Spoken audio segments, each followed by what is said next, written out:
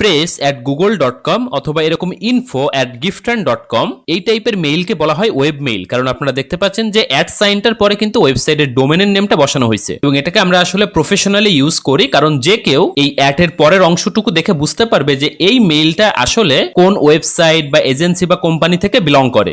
So এই ভিডিওতে আমরা আসলে দেখতে যাচ্ছি যে কিভাবে খুব সহজে আমরা এই ধরনের ওয়েব মেইল তৈরি করতে পারি। সেটা হতে পারে আমাদের ক্লায়েন্টের জন্য অথবা আমাদের নিজেদের জন্য, কারণ এই ধরনের মেইল যেহেতু একটা বিজনেসের জন্য খুবই গুরুত্বপূর্ণ। তো আপনি যখনই আপনার ক্লায়েন্টের জন্য একটা ওয়েবসাইট ডেভেলপ করে ফেলবেন, তখন কিন্তু ক্লায়েন্টের পক্ষ থেকে এটা একটা রিকোয়ারমেন্ট থাকে যে হ্যাঁ, আমাকে একটা ওয়েব মেইলও ক্রিয়েট করে দাও। এই কারণে আজকের ভিডিওতে আসলে আমরা দেখতে যাচ্ছি কিভাবে সি প্যানেল থেকে খুব সহজে ওয়েব মেইল ক্রিয়েট করা যায়। আমি যদিও আজকে এটা সি প্যানেল থেকে দেখাচ্ছি, তবে আপনারা চাইলে অন্য যে কোনো প্যানেল থেকেও খুব সহজে সেম অ্যাপ্রোচে এরকম ওয়েব মেইল কিন্তু ক্রিয়েট করে ফেলতে পারবেন। সো এখন চলুন আমরা সরাসরি সি প্যানেলে চলে যাই। যদি আপনার অথবা আপনার ক্লায়েন্টের ওয়েবসাইট সি প্যানেলে হোস্ট করা থাকে, তাহলে আপনার ওয়েবসাইটের ডোমেন নেমের পরে যদি আপনি স্ল্যাশ দিয়ে সি প্যানেল লেখেন অথবা ক্লোন দিয়ে 2083 লিখে সার্চ করেন, তাহলে কিন্তু সরাসরি আপনি সি প্যানেলের একটা ইন্টারফেস দেখতে পাবেন।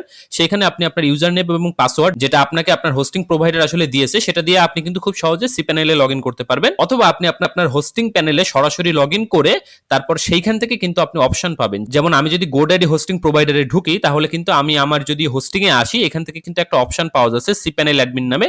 এখানে ক্লিক করলেই কিন্তু আমি সরাসরি আমার সি প্যানেলে ঢুকে যাব।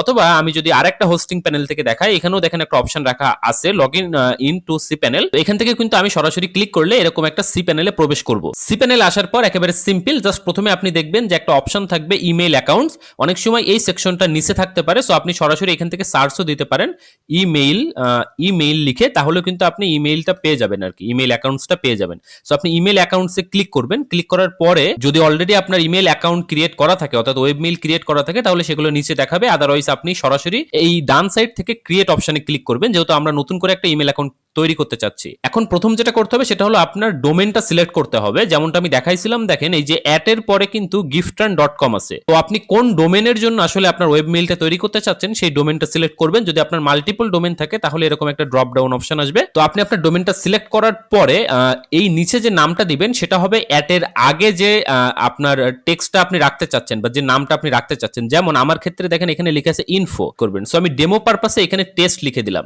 এই টেস্ট দেওয়া মানে হলো আমার মেইল যেটা তৈরি হবে ওয়েব মেইল, সেটার নাম হবে হলো test@, তারপর আমার ডোমেনের নামটা। ঠিক আছে, সো আপনারা আপনাদের সুবিধা মতো এখানে ইমেইলের নামটা দিয়ে দিবেন। এরপরে আপনি চাইলে পাসওয়ার্ড এখান থেকেই ক্রিয়েট করে দিতে পারেন, অথবা আপনি যদি এখান থেকে এইটা সিলেক্ট করে দেন, তাহলে আপনি যে ইমেল অ্যাড্রেসটা দিবেন সেই ইমেল অ্যাড্রেসে পাসওয়ার্ড সেট আপ করার জন্য আলাদা একটা লিঙ্ক যাবে। সেই লিঙ্কে ক্লিক করে কিন্তু পাসওয়ার্ডটাও সেট করা যাবে। এটা মূলত ব্যবহার করা হয় যদি আপনি অন্য কারোর পক্ষ হয়ে কোনো ওয়েব মেইল ওপেন করে দিতে চান, তখন এটা আসলে ইউজফুল হয়। আদারওয়াইজ আপনি চাইলে সরাসরি এখান থেকেও পাসওয়ার্ড সেট করে দিতে পারবেন। তো আমি জাস্ট সিম্পলি জেনারেটে ক্লিক করে একটা পাসওয়ার্ড জেনারেট করে নিলাম এবং এই পাসওয়ার্ডটা আসলে কপি করে রাখতেছি, কারণ এটা আমার পরবর্তীতে কাজে লাগবে।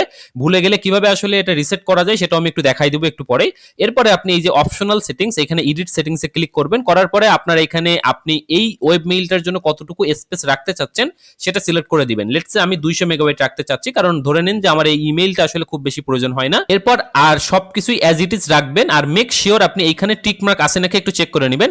এখানে অবশ্যই টিক মার্ক রাখবেন, ঠিক আছে। এরপরে সিম্পলি আপনাকে কি করতে হবে, জাস্ট এই যে ক্রিয়েট যে অপশনটা আছে সেই ক্রিয়েট অপশনে ক্লিক করতে হবে। তাহলে কিন্তু দেখতে পাবেন যে একটু আগে আপনি যে test@, তারপর আপনার ডোমেন নেম যে ইমেইলটা ক্রিয়েট করেছেন সেই ইমেইলটা কিন্তু অলরেডি ক্রিয়েট হয়ে গিয়েছে। তো এখন আমরা আমাদের মেইল বক্সটা ওপেন করার আগে বেশ কিছু জিনিস একটু দেখে নিই। প্রথমত, যদি সামহাও কখনো আপনি আপনার ওয়েব মেইলের পাসওয়ার্ড ভুলে যান, তখন কিভাবে এই পাসওয়ার্ডটা রিপেয়ার বা আপনি কিভাবে নতুন একটা পাসওয়ার্ড সেট করতে পারবেন। এটা করার জন্য আপনি সরাসরি আপনার সি প্যানেল থেকে ওই সেম ইমেইল অ্যাকাউন্টে চলে আসবেন। করার পরে ধরে নিলাম আমরা এখন যে ইমেইলটা তৈরি করেছি এটার পাসওয়ার্ডটা আমরা ভুলে গেছি। সো এটা আপনি যদি আবার রিসেট করতে চান, আপনার ডান দিকে একটা অপশন পাবেন ম্যানেজের উপরে ক্লিক করবেন। এরপরে দেখবেন আবারও নিউ পাসওয়ার্ড দেওয়ার একটা অপশন আসতেছে। তো আপনি এখানে নতুন আরেকটা পাসওয়ার্ড দিয়ে নেবেন। এখানে ওল্ড পাসওয়ার্ড দেওয়ার প্রয়োজন হয় না, এই কারণে আপনি যদি আগের পাসওয়ার্ড ভুলেও যান তাহলেও কোনো সমস্যা নাই। নতুন একটা পাসওয়ার্ড দেওয়ার পরে আপনি জাস্ট আবারও যদি এখান থেকে আপডেট ইমেল সেটিংসে ক্লিক করেন, তাহলে কিন্তু আপনার পাসওয়ার্ডটা আপডেট হয়ে যাবে। সো এখন আরেকটা অপশনাল জিনিস আমি দেখিয়ে দিই, যদিও এটা আসলে বাই ডিফল্টই থাকে, বাট কখনো যদি ইমেলে কোনো প্রবলেম হয়, অর্থাৎ আপনি ইমেল ক্রিয়েট করার পরে যদি ইমেল রিসিভ বা সেন্ড না হয়, সেক্ষেত্রে এই জিনিসটা একটু চেক করতে পারেন। সেটা হলো আপনি যদি ইমেইল রাউটিং লিখে সার্চ করেন, তাহলে কিন্তু এরকমই যে ইমেল রাউটিং এই অপশনটা পেয়ে যাবেন। এখান থেকে আপনি যে ডোমেনটার জন্য মেইলটা ক্রিয়েট করছেন সেইটা সিলেক্ট করলেই দেখবেন যে কনফিগার ইমেল রাউটিং এর আন্ডারে সবসময় বাই ডিফল্ট এই যে অটোমেটিক্যালি ডিটেক্ট কনফিগারেশন অপশনটা সিলেক্ট থাকবে। যদি এইটা আপনার অন্যদিকে কোনো জায়গায় সিলেক্ট থাকে, তাহলে সেটাকে আপনি এই যে অটোমেটিক্যালি ডিটেক্ট কনফিগারেশনে এনে সেন্সে ক্লিক করে দিবেন। এরপর আমরা কি করব, আমাদের যে মেইল বক্সটা সেটা ওপেন করব। সেটা ওপেন করার জন্য আমরা এখানে এই যে চেক ইমেল অপশনটা আছে সেটার উপর ক্লিক করব। এরপরে আপনার এরকম একটা ইন্টারফেস আসতে পারে। আপনি কি করবেন, এই যে রাউন্ড কিউব যে মেইল বক্সটা আছে, এটা ওয়েব মেইলের জন্য অনেক ফেমাস একটা সফটওয়্যার। সো আপনি জাস্ট এখানে একটা টিক মার্ক দিয়ে রাখবেন, যাতে আপনি নেক্সট টাইম যখনই এই যে চেক ইমেইলে ক্লিক করেন তখন এই পেজটা না এসে সরাসরি এই যে সফটওয়্যারে মেইল বক্সটা আপনার ওপেন হয়ে যায়। সো আমি এখানে টিক মার্কটা দিয়ে নিলাম। এরপর আমি ওপেনে যদি ক্লিক করি তাহলে কিন্তু আমার মেইল বক্সটা খুব সুন্দরভাবে ওপেন হয়ে যাবে। এবং ওই যে আমরা ইমেল তৈরি করার সময় একটা ইনস্ট্রাকশনের জায়গায় একটা টিক মার্ক রাখছিলাম, ওই কারণে কিন্তু আমার এই মেইলটা চলে আসছে এখানে। তো এটা আমাদের আসলে দরকার হবে যখন আমরা আমাদের ওয়েবসাইটে এসএমটিপি সেটআপ করতে যাব। এসএমটিপি কেন সেটআপ করতে হয় আমি যদি একটু টাচ দিয়ে দিই, লেটস সে আপনি একটা ওয়েবসাইটে গিয়ে একটা অ্যাকাউন্ট ক্রিয়েট করলেন বা একটা পারচেজ করলেন, দেখবেন আপনার ইমেলে কিন্তু একটা নোটিফিকেশন চলে আসে। এই যে জিনিসটা করা হয় এটা অনেক সময় আপনি এসএমটিপি সার্ভার সেটআপের মাধ্যমে করতে পারবেন। সো তখন আপনার কিন্তু এই যে ইনকামিং সার্ভার পোর্ট এই জিনিসগুলো কিন্তু দরকার হবে। সো যাই হোক, আপনার মেইল কিন্তু এখন সেটআপ হয়ে গেছে। এখন চাইলে আপনাকে যে কেউ আপনার যে ওয়েব মেইলটা ক্রিয়েট করলেন সেটা ব্যবহার করে যখন মেইল করবে তখন কিন্তু সেই মেইলটা আপনি এখানে পেয়ে যাবেন। অথবা আপনি জাস্ট এইখান থেকেও আপনি কিন্তু তাদেরকে মেইল করতে পারবেন। যেমন আমি যদি এই কম্পোজে ক্লিক করি তাহলে কিন্তু আমি এখান থেকে যাকে মেইল করতে চাই তার মেইল অ্যাড্রেসটা দিয়ে সেম জিমেইলের মতো আসলে এখান থেকে আমি ডিটেলসগুলো লিখে সেন্ড অপশনে ক্লিক করলেই কিন্তু চলে যাবে। তো এটা তো আমি দেখালাম আপনার মেইল বক্সে চেক ইমেইলে ক্লিক করার পরে কিভাবে প্রবেশ করতে পারেন। আর একটা শর্টকাট ওয়ে আছে আসলে এই মেইল বক্সে প্রবেশ করার, সেটা হলো আপনি আপনার যে ডোমেন নেমটা আছে সেই ডোমেন নেমের পরে ওয়েব মেইল লিখবেন। এরকম ওয়েব মেইল লেখার পরে আপনি যদি যে কোনো একটা ব্রাউজারে গিয়ে এটা সার্চ করেন তাহলে সরাসরি দেখবেন যে এই একটা ইমেইল এবং পাসওয়ার্ডের ফিল্ড আছে, যেখানে আপনি একটু আগে যে ইমেইল এবং পাসওয়ার্ডটা দিয়ে এই ওয়েব মেইলটা ক্রিয়েট করলেন সেই ইমেইল এবং পাসওয়ার্ড দিয়ে কিন্তু সরাসরি আপনার এই যে ওয়েব মেইল অর্থাৎ মেইল বক্সে কিন্তু আপনি চলে আসতে পারবেন। তো এখন আমরা যেহেতু আসলে ওয়েব মেইল ক্রিয়েট করে ফেলছি এবং মেইল বক্সও আসলে দেখে ফেলছি, এখন আমরা মেইল ফরওয়ার্ডিং জিনিসটাও দেখে নিই। কারণ অনেক সময় আপনার ক্লায়েন্ট চাইবে যে এই ওয়েব মেইলে যে মেইলগুলো যাবে সেগুলো যাতে তার পার্সোনাল বা প্রাইমারি কোনো মেইলে ফরওয়ার্ড হয়ে যায় অটোমেটিক্যালি। এটার জন্য আপনি জাস্ট আবারও এই সার্চ টুলসে চলে যাবেন। এরপর এখান থেকে সার্চ দিবেন ফরওয়ার্ডার নামে, FOR, এই যে ফরওয়ার্ডার নামে আপনি যখনই সার্চ করবেন তখন কিন্তু আপনি আগে যে ইমেলগুলো অলরেডি ফরওয়ার্ড করে রাখছেন সেই লিস্টটা নিচে দেখতে পাবেন। আর নতুন করে আপনি যদি ফরওয়ার্ডার অ্যাড করতে চান আপনি একটা অপশন পাবেন অ্যাড ফরওয়ার্ডার নামে, সিম্পলি অ্যাড ফরওয়ার্ডারে ক্লিক করবেন। এরপর আপনার যে ওয়েব মেইলের যে নেমটা সেই নেমটা এখানে দিবেন। অ্যাডের পরের যে পার্টটুকু সেটা দেয়া লাগবে না, কারণ আপনি এখানে নিচের থেকে সিলেক্ট করার অপশন পাবেন।